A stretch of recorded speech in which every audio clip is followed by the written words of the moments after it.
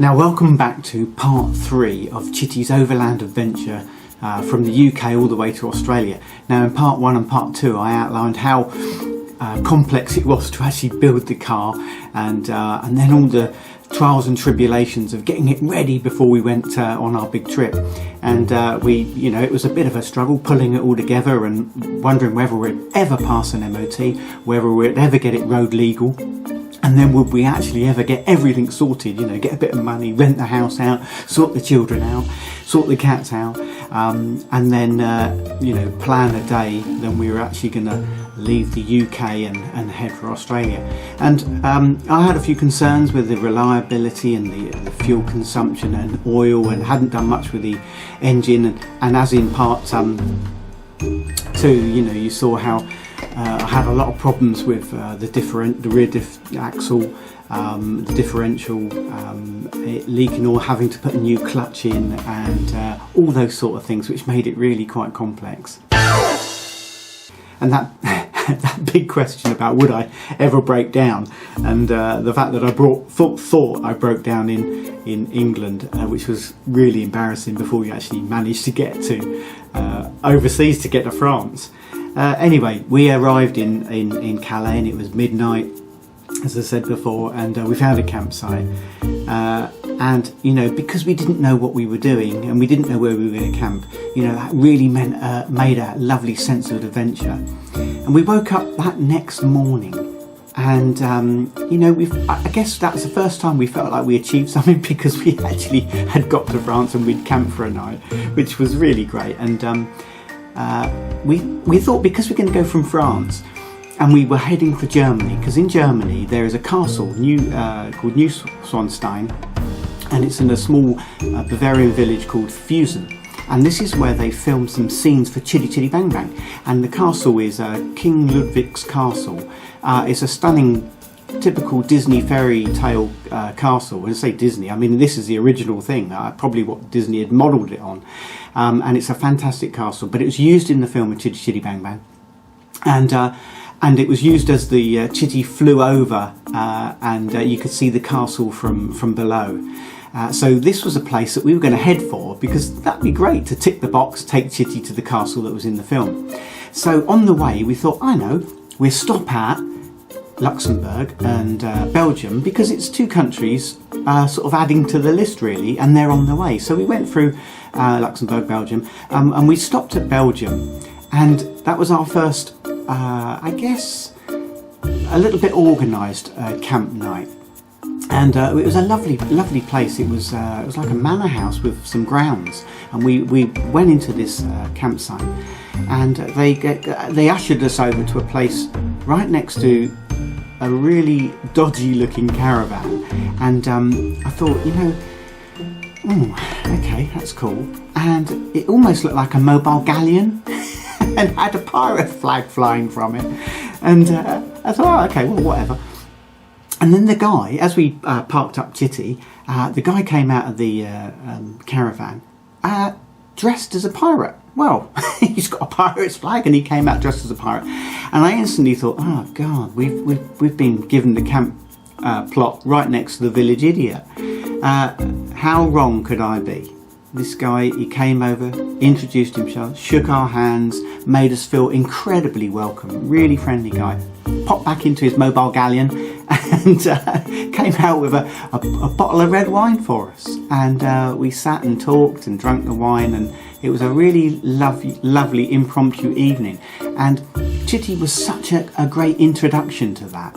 So we had a lovely camp for sort of second night in Belgium, and you sort of judge people, but actually judge them wrong until you get to know them. So we headed off to Germany, and when we got to Germany, we found the castle, and I guess wrongly I assumed that everybody across the world would know the film Chitty, Chitty, Bang, Bang. It came out in 1968, filmed in 1967, so it took a year and all that. And you would just think that the rest of the world knew about it, particularly by the castle that was in the film. Well, to our disappointment, nobody had heard of it. And all we wanted was to get a nice photo up by the castle. And as we headed for it, there were signs saying prohibited, like no entry. And we thought, oh, I don't know, we'll wing it, we'll give it a go. So as we tried to go up the road, because it's got a snaky winding road up to the castle, somebody, like a security guard, flew out in the road and flagged us down and said, no, you can't go in there, in German. And basically you have to walk or take a horse and cart. So we had to park Chitty in a car park and put it between a few cars right over the other side so we could leave it. And it attracted so much attention. We were like a tourist attraction in ourselves wherever we went. But anyway, once we'd done all the conversations, we walked up to the castle to get some photos.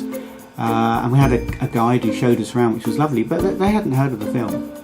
She was a young guy, so I guess maybe younger generation wouldn't know that. But and then we went in the castle. We were slightly disappointed because the interior of the castle is not where they filmed the interior of Chitty Chitty Bang Bang. It was filmed somewhere else. But you just assumed that that's where it was done. But after all said and done, we managed to get the car a little way away from the castle, with the castle up in the background. And we took a few photos, and so we sort of ticked the box, so that was okay. And we had some leisurely time, and because I couldn't actually get the car there, I thought, you know what, I'll do a little bit of photo shopping and put Chitty going around the castle, so that worked for us.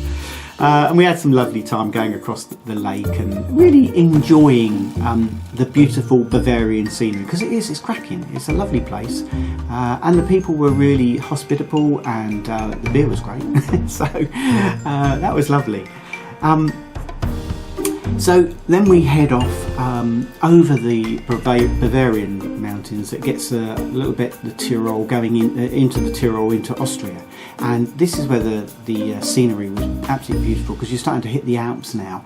And Chitty, she's really slow, and she's puffing out smoke and guzzling a bit of oil. And, I'm going down through the gears quite a lot because she's pretty long in the tooth. I guess she'd been round the clock. I had changed the oil and the points and the plugs, so she was running good, but just a little bit worn. And we couldn't go very fast, so every time you look behind you, there was a snaking tail of traffic, for miles following us up this hill until we could find somewhere to pull in and give everybody a bit of a break and let them get past us. Anyway, we camped in Austria, and it was just beautiful. It was everything you imagined it would be. It was stunning. And then we come over the Alps and we come down into Italy. And obviously, making for Italy, it's all pretty straightforward going through Europe, to be honest. But we had our first experience of we're going up a hill and we get pulled over by the police. And we're feeling a little bit edgy, this first time we've been pulled over by the police, and it's like a roadblock. And they pull us in, and the guy goes, wants papers. So, we pull out our passport and so, and then I realise that everything is under the seat. I've put all our important documents under the seat. So Carolyn jumps out of the car and I pull the seat forward and we pull everything out. And we're going through trying to find the registration documents, and I get it and I pass it over and he's happy. But then he gets a bit confused because he thinks that the passport's in my name but the car is in Carolyn's name, and that's because I've built the car for Carolyn, bought it was in her name.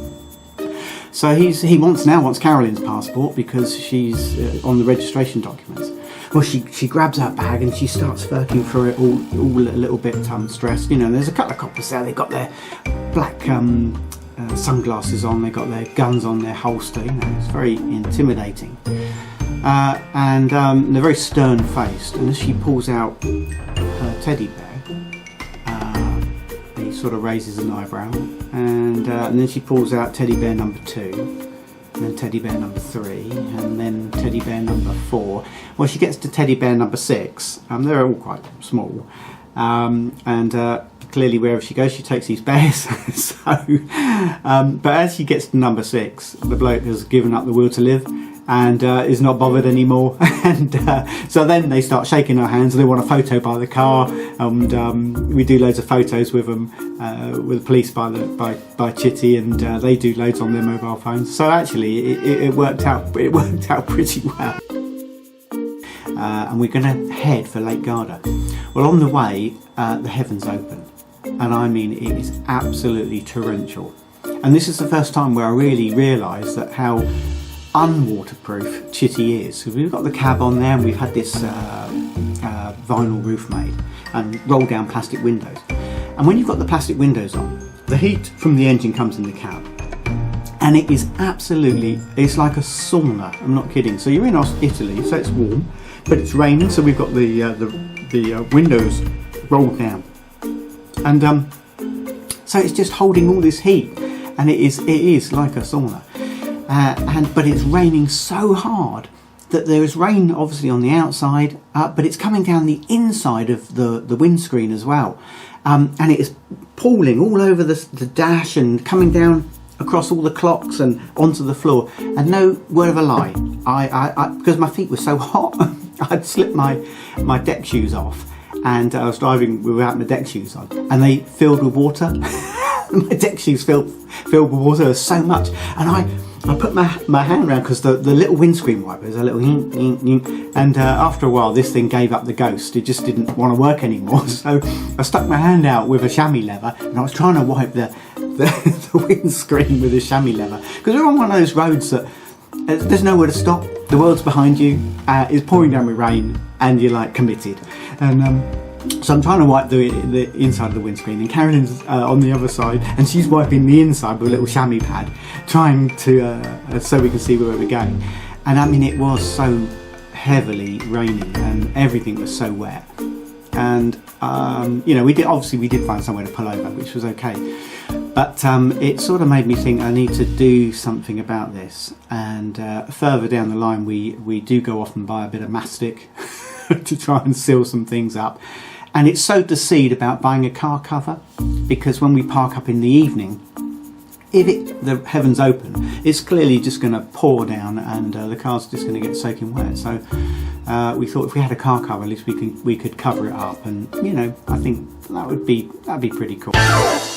We get into Lake Garda from Italy, and Lake Garda is cracking. You know, every time we stop for a cup of tea, we get the little burner out, and so the world stops, and it's our first experience really where actually the world is taking a lot of interest in us.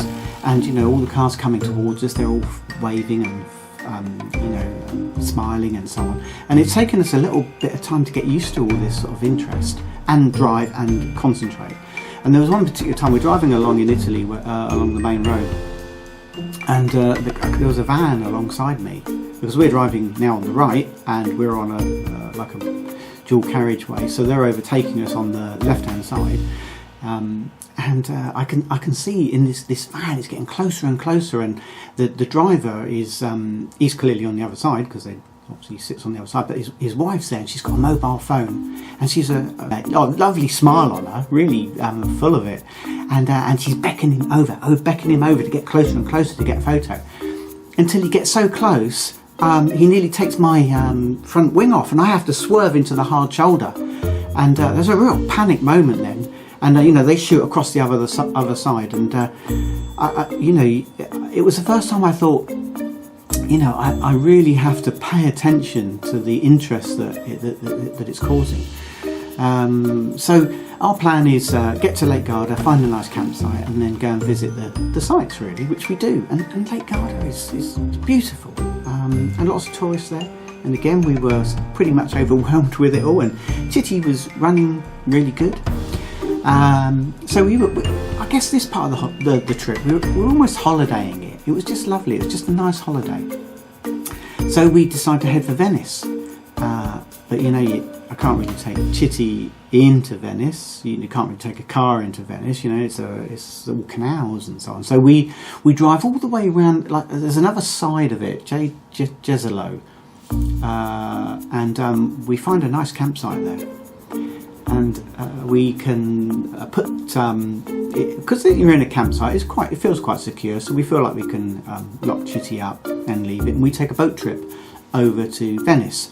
And Venice is Venice, you know, it's lovely. I saw some great signs that said you couldn't eat ice cream, you can't sit down, you can't eat food walking along. There are loads of things. So I mean, if you can't be in a bathing suit, you can't swim. So I mean, if you were in a bathing suit, having a swim, eating an ice cream, sat down, you'd be breaking a few laws. But anyway, but Venice was lovely, and we did haggle with the gondola guys, because you could spend 150 euros or 100 euros, or the more you haggled, and we managed to knock them down to 40 euros for a gondola ride. And once we'd achieved that, we didn't go on the gondola ride because we couldn't afford it anyway. But it was a bit of fun knocking them down, seeing how far you could get one. But I guess it would be like the must thing to do really in Venice, but we couldn't afford it, so we just watched all the others enjoying the day really. But Venice was lovely, a great experience, lovely food, and we did push the boat out and have something to eat in Venice, so that was nice. And then from Venice we obviously take the ferry back to Jesolo and camp up there. And what I found really interesting, because there was lots of nationalities in this campsite. There was Dutch, and there was Germans and Italians, and we'd obviously landed at the weekend, I guess, because we did our bit over the weekend, and then on the Sunday morning people were packing up to go away. And I don't really do stereotypes, but we sat there and we were in no hurry because it didn't matter, but clearly these people had to be away by sort of sometime in Sunday because they were going back to work the next day. And you had the Dutch, and the Dutch were very friendly, and were very thoughtful about how they pack things away. And because we had all these nationalities. And then the Germans, the German guy and his wife, and they had two lovely kids. They're really friendly people. But they did it was so efficient. It was like by numbers. Everything was folded. The kids, they knew exactly what to do. They folded up all the tarpaulins by numbers. Everything was packed away. It was done the most efficient way of packing up a tent. Amazing. And they were off, done. And then there was us, the English, and we sat there and did it over a cup of tea.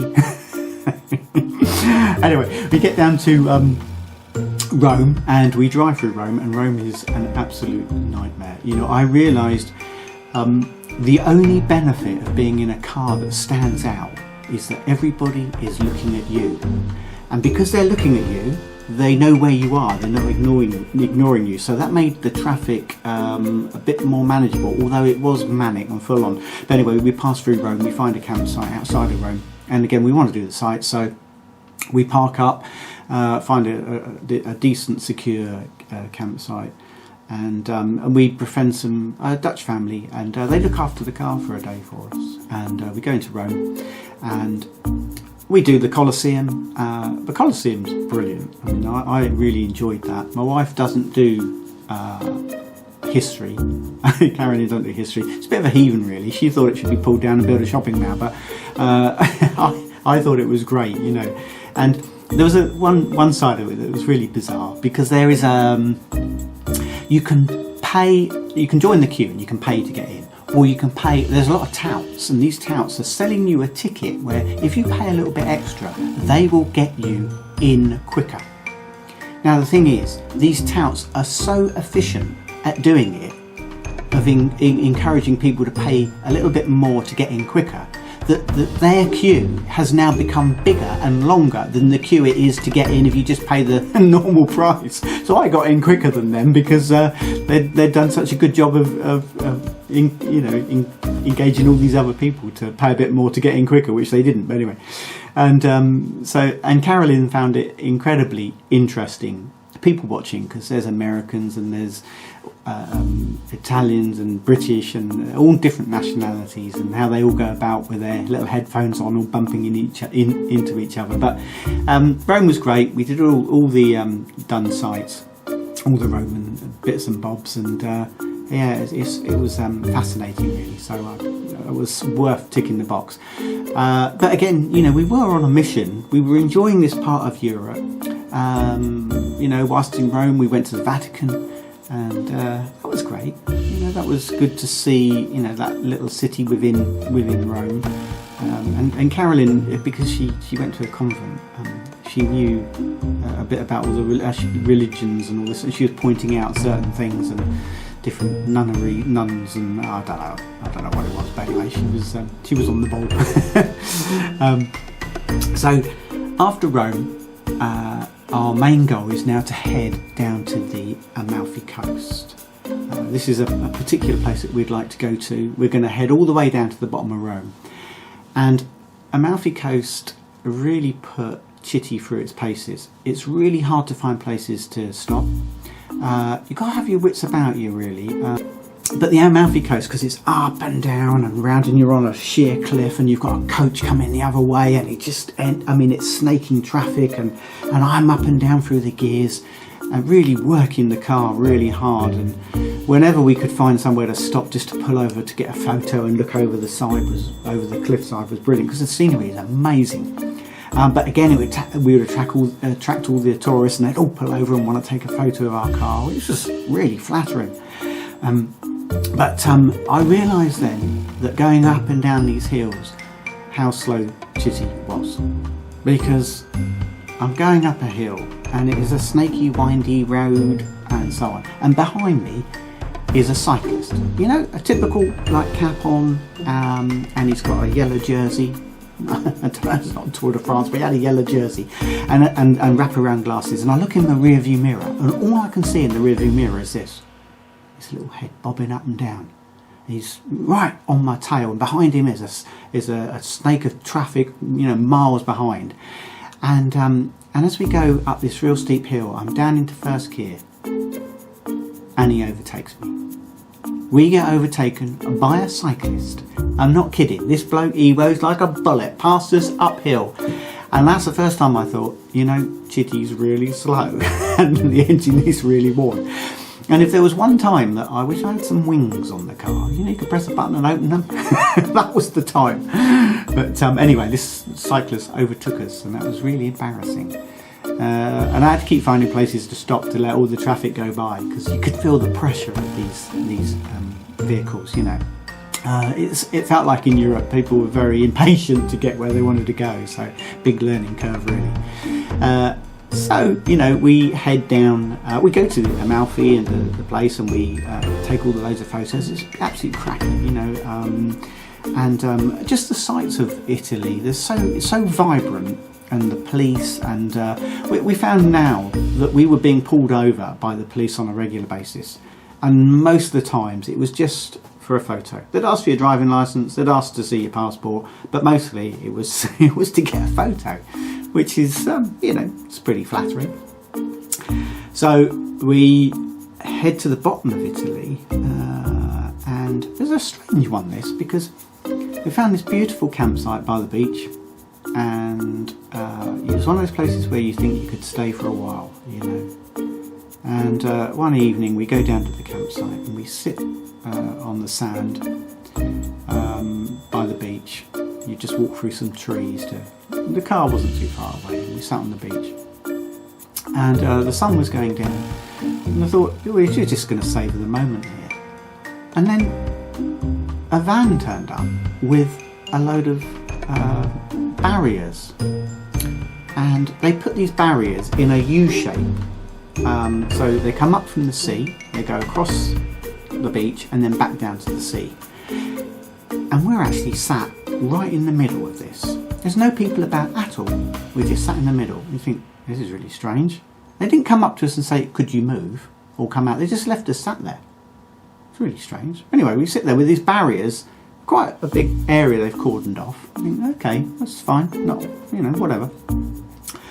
And then a load of vehicles turn up, minibuses and stuff, and the army get out. Okay, those soldiers. And then a contingent of navy get out. And I guess the Air Force, they all get out, and there's all these military people. And then a posh vehicle turns out, and some generals get out. They've all got their little caps on and badges and all this sort of stuff. We're still sat in the middle, and they're all now starting to stand around the barriers. And then some general public turn up, and they started to fill this. So clearly, something is going on. We're sat right in the middle on the sand with this barrier with all these military people now and the generals and commanders and stuff, and now the general public, and then like a RNLI lifeboat kind of thing turns up. They start going up. Then another dinghy turns up. A load of divers in there, right? And they're just offshore. And then they're out to sea. There's a patrol boat. I'm thinking. I said to Carolyn, I said, we need to move. Something's going on. We need to move. She said, no, I was here first. I thought, that's a bit defiant. Anyway, there's all these people behind us and on the sides, all looking at us, and we just sat on the beach, and there's got all these boats and stuff. And then so many more people. I said, look, I'm getting out of here. I'm not standing here. It's too embarrassing. So we finally get up. And I mean, it's like there's a major event going on.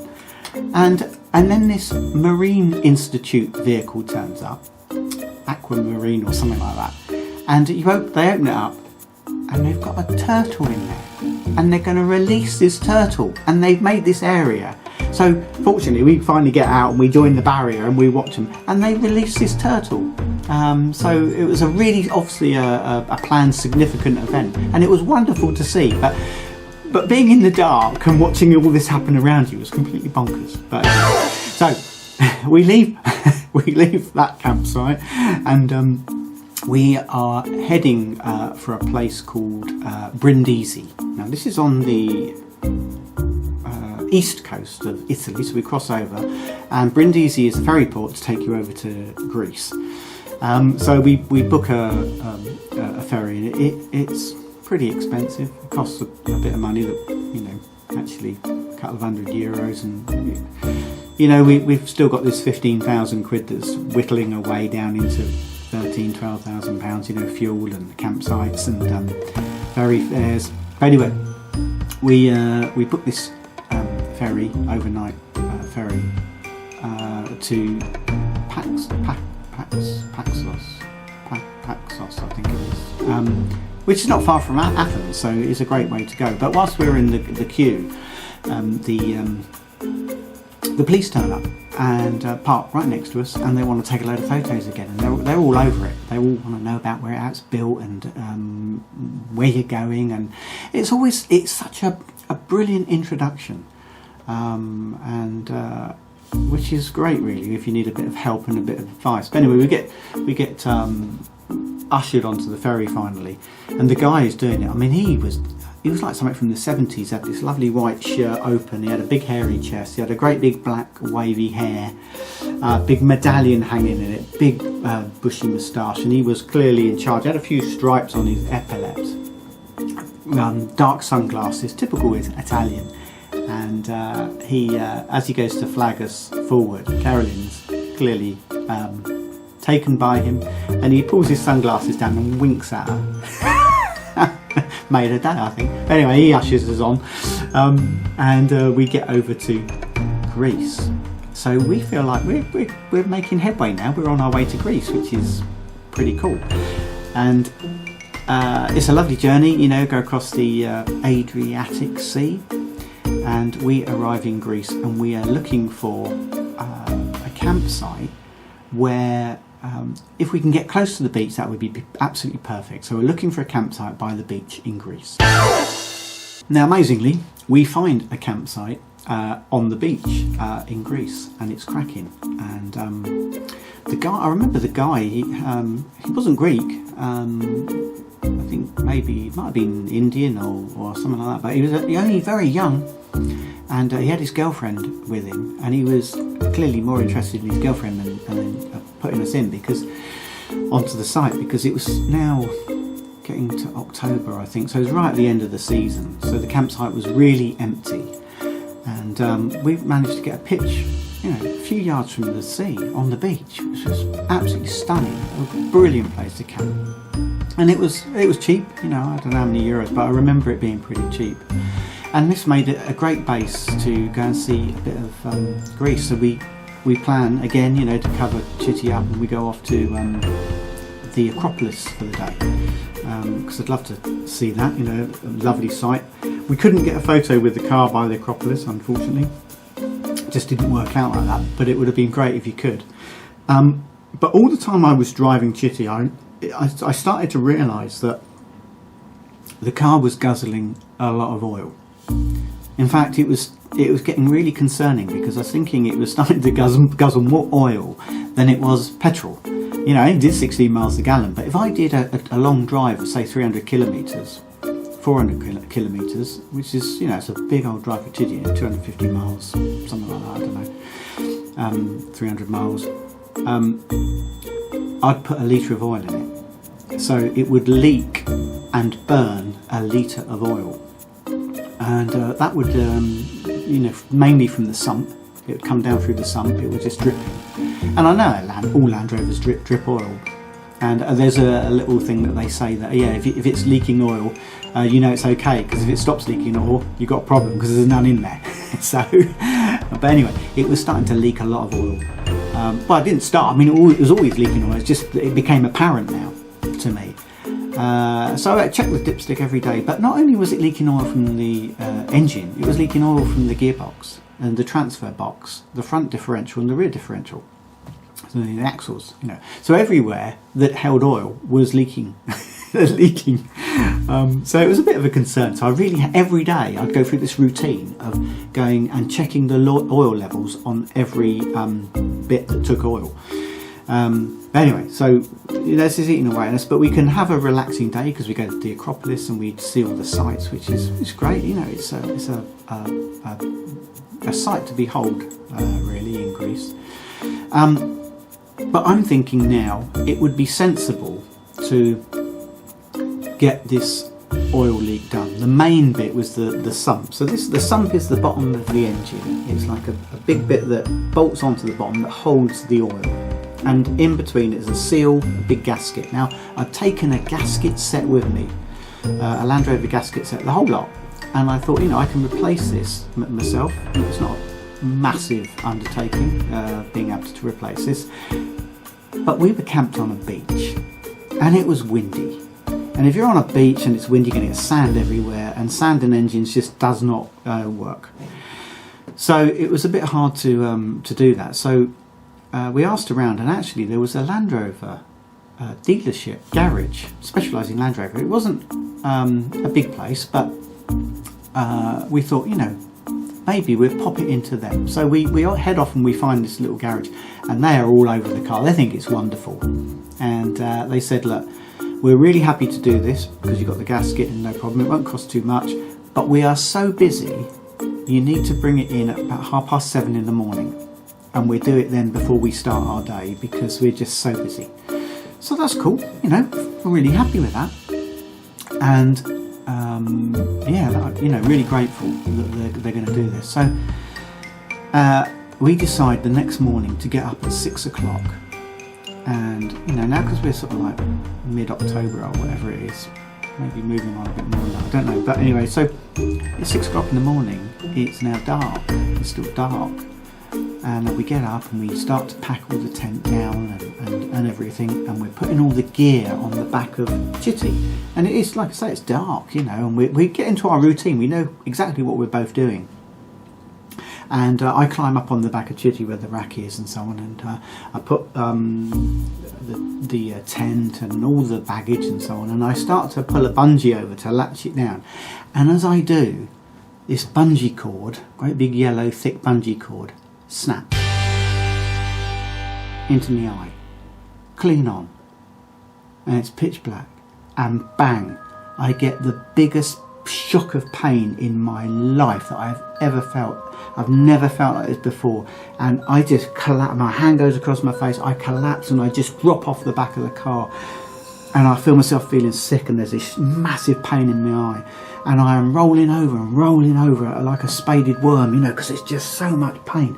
And my hand is just covered in blood. There's all this blood pouring down the front of my face, and I don't open my eyes. I am absolutely panicking. I'm clearly in shock now.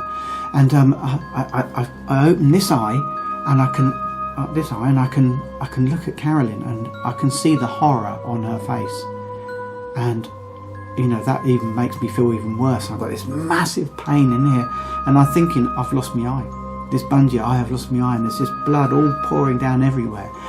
And what had happened Now, fortunately, when the bungee snapped into my eye, I was looking one way. And it hit the white of my eye. It didn't hit the pupil. If it hit the pupil, that was it. I would have lost my sight. And it hit the white of my eye. And it had taken, a bit gruesome this, but it had taken a little chunk out of the white of my eye. And it was on the end of my nose. And my wife, she could see this white bit on the end of my nose, and she just sort of brushed it off. And I was just vomiting, and I was just in a right state. And you know, this is it. Trip's over. The whole thing's over, and we haven't even got out of Europe yet, and absolutely devastated. And so she bundles me in the car, and I'm just lying on the seat, and she drives to find a hospital. And we're both really panicking now, and I just really ill. And when we get to the hospital, it's opposite the Land Rover garage that morning we'd booked to go in. So we just parked the car at the Land Rover garage, and they go, "Oh yes, all right, fine, no worries, we'll do it." And we said, "Oh well, Carolyn says we'll come back later." So we leave the car with them. And we walk over to the hospital, and I go in, and I'm holding my eye, and all this blood's pouring down and all this stuff. And a strange thing happens as we're being checked in. The doctor comes out to see me by the receptionist, and then he disappears again. And then he comes out with a newspaper, a Greek newspaper, and we're on the front of it. And there's a picture of our car and us two, because a couple of days before we were accosted in the street somewhere, and a journalist had done this story about it's like a love story. I built this car for my wife, and now we're driving across the world, and they've done it on the front page of this Greek newspaper. And he wants us to sign the front. I'm holding my eye, and he wants me to sign the front of the newspaper, which I do, you know, which is really pain. Anyway, they take me into the eye specialist or whatever, and they have a look. And fortunately, they hadn't hit the pupil. They patch it all up. They give me a load of drops, and I can't fault them for the service. They were brilliant. They didn't ask to see passports. They didn't ask for a CE Europe card or whatever it was. They didn't ask anything. They just completely treated us, gave us a load of antibiotics and eye drops and bits and bobs, and sent us on our way. Maybe it was a fair swap for a signature, I don't know. But anyway, but yeah, I just thought the whole trip was over, and it was a real shock. But anyway, we come out of the hospital, we walk across the road, all patched up, and to the Land Rover garage, and they've done it, brilliant, and they it didn't cost a lot. They'd done it, but they were all over the car, they were all over us, and they'd had a bet, because the mechanics could find speakers in the car, like for sound, you know, for radio and stuff, but they couldn't find the CD player or the radio. And I'd had it was on the dash, hidden under a leather flap, and they'd had a bet between them. So when I said they wanted to know if I had one and where it was, I just lifted this leather flap right in front of them, and they all laughed laughed their heads off. The fact, and then you could see a bit of money changing hands. But anyway, they'd done the Land Rover, which was brilliant, and then we trundled off to find a campsite, and you know, it was a time where we were going to really reflect on things, and it was a bit, you know, your head a little bit brain fog really, wasn't really sure where we were going to go now, and we had to stop in this little town somewhere, which was by a fish market, just to ask for directions for a campsite. And this guy came out, covered in, he was in like whites, covered in blood, because it was a fish market where they'd been chopping everything up, and he came out with his sharp knife, all covered in blood, looked like just committed mass murder. And then you could see a few people sort of looking around the corner from this fish market, and they all came out, and they're all covered in blood, they're all holding knives, and they're all looking at us, and I'm saying, "Oh, look, I want a campsite." So the guy puts his knife down, picks up his mobile phone and rings somewhere, and all of a sudden for us, and they're all smiling, all want to shake our hands and take photos, which is brilliant. And then this little moped turns up, and the campsite had sent a little lad out on a moped to escort us to the campsite. And I thought, what brilliant service and friendly place, and I just couldn't knock Greece for how they looked after us and so on. And we found the campsite and took it easy for a couple of days really. And the next bit is we're going to reflect on, we're going to go through Greece, and we're going to head to Turkey, because through Turkey then we're then going to get on to Iran and the Middle East and so on and so forth. But if you want to find out what happens next after this trip, you want to wait for part 4, and it'd be brilliant if you're enjoying it. It'd be great if you could like it, and if you could subscribe to the channel, that'd be fantastic. So a few likes and a subscribe would be absolutely brilliant, and hopefully I shall in a week's time I shall upload part 4. So thanks for watching.